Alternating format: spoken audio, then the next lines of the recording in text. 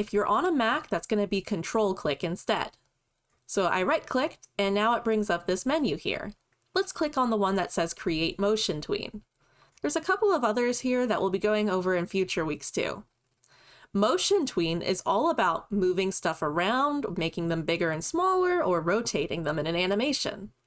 So when we click Create Motion Tween, you'll see that the moon will be separated into its own layer on our timeline, and that layer is going to show up in this kind of yellow color. That means it has a motion tween.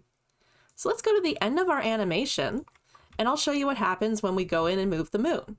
So I click and drag the moon somewhere else. Do you see this little kind of diamond that showed up on the timeline? That's one of our keyframes. Whenever you have a motion tween and move something somewhere, it'll add a keyframe for you. So now if we watch through, we can see that the moon is animated. Let's try this again with some of the other shapes. So for example, I have these kind of flag decorations up here. I'm going to right-click, create a motion tween for this too.